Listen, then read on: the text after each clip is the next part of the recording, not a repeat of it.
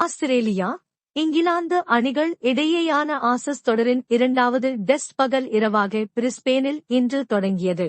Toss வென்ற இங்கிலாந்து பேட்டிங்கை தேர்வு செய்தது. ஆஸ்திரேலிய வேகப்பந்து வீச்சாளர் மிச்சேல் ஸ்டார்க்கின் அபாரமான பந்து வீச்சால் தொடக்க வீரர் பென் டக்கெட், ஒலி போப் ரன் எதுவும் எடுக்காமல் பெவிலியன் திரும்பினார்கள். 5 ரன்னில் இங்கிலாந்து 2 விக்கெட்டை இழந்தது. 6 விக்கெட்டை கைப்பற்றியதன் மூலம் டெஸ்ட் கிரிக்கெட்டில் அதிக விக்கெட்கள் எடுத்த வேகப்பந்து வீச்சாளர் என்ற வாசிம் அக்ரமின் சாதனையை 23 ஆண்டுகளுக்கு பிறகு மிச்சல் ஸ்டார்க் முறியடித்தார். அக்ரம் 104 டெஸ்டில் 414 விக்கெட் வீழ்த்தியிருந்தார்.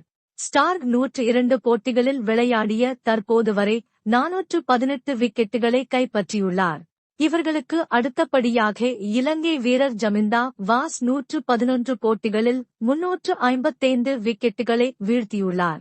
அதனைத் தொடர்ந்து நியூசிலாந்து வீரர் போர்ட் 317 விக்கெட்டும், இந்தியாவின் ஜாகீர்கான் 311 விக்கெட்டும் ஆகியோர் உள்ளனர்.